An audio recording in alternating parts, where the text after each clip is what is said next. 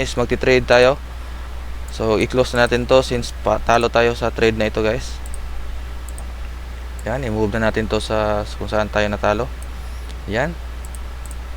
So ang bias ko guys is aangat si Ethereum. Yan. Para sa akin guys aangat. So umangat siya dito banda. Biglang angat. So ngayon guys is maglulong tayo. So i-click natin tong ito para maglong. Mali. Ito pala. Yan.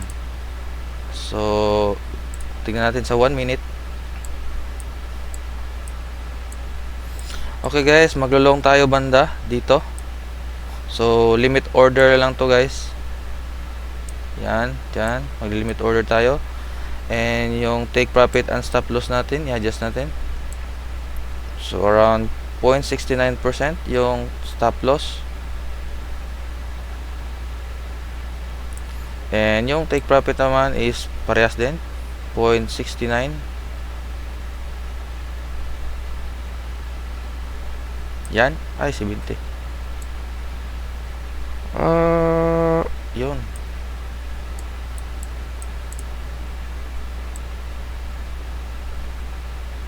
Yan guys. So 0.69 and 0.69.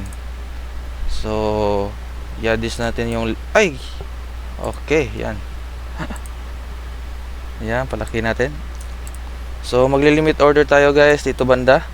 So punta tayo sa settings and kopyahin natin yung entry price natin which is ito, Control C. Then ilagay natin yung 50% na puhunan. Then erase and Control V. And since maglulong tayo, i-click natin yung long guys. So maglulong tayo, confirm. Then i-kopyahin natin yung stop. Paglalagay tayo ng stop loss and take profit. So maglalagay tayo ng stop loss muna, Control C. Then punta tayo dito sa open orders and i-click natin yung modify. And click natin take profit. Yun. Stop loss muna. Stop loss. Yan. Yan yung take profit naman lagay natin. Control C and lagay natin dito. Control V. Yan guys. Ba't wala? Ay, mali. Bakit? Anong mali nito?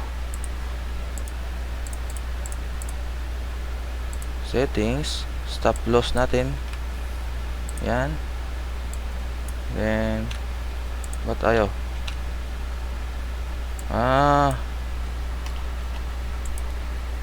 Ba't dito? Is L price.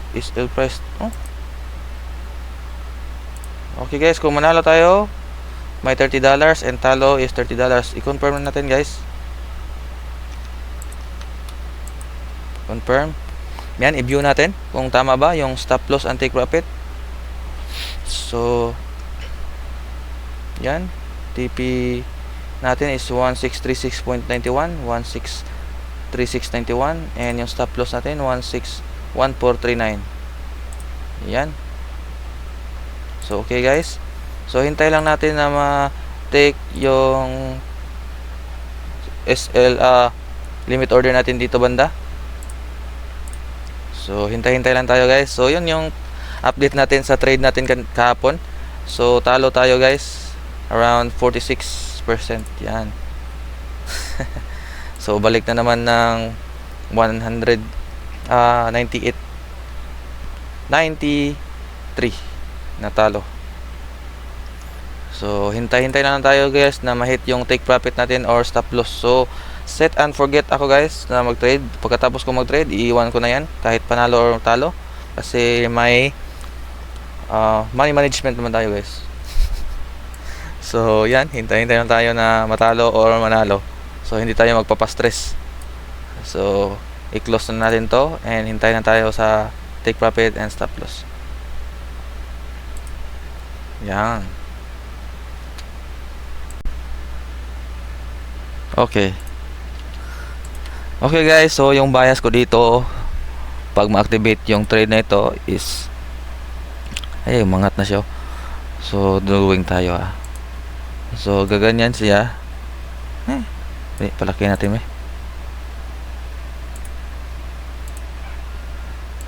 gaganyan siya guys dito banda and chung chung chung chung chung chung chung chung chung chung chung chung chung chung chung chung chung chung. So ganyan guys yung prediction ko sa trade na ito. So ganyan muna siya kasi dito babalik pa siya or baka babagsak na talo tayo. So ganyan lang guys, ganyan siya then TP na. So hintay lang tayo sa take profit and stop loss natin guys sa trade na to October 6. So thank you for watching and see you in my next trade guys. So sa mga gustong mag-trade, so may free $10,000 na demo account si OKX. So create an account lang sa link in the description guys. So ganun guys, update ko lang kayo sa trade na to.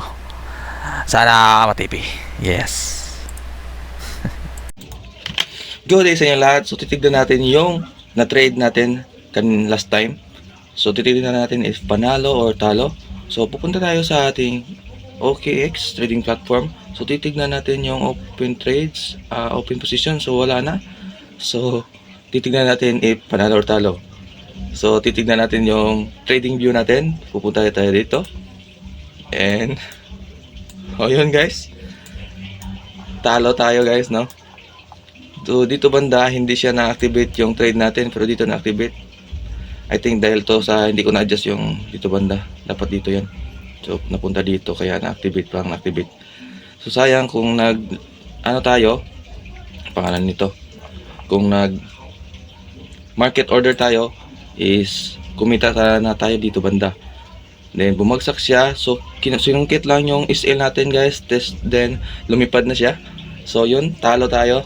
Almost tignan natin sa history natin, sa position history, and yun guys, talo tayo ng 7%. So 32 yung talo natin, $32.8. So okay lang yan guys, yan talaga yung trading, panalo, talo, panalo, panalo, talo, talo, talo, talo, talo, talo, panalo, yun talaga guys.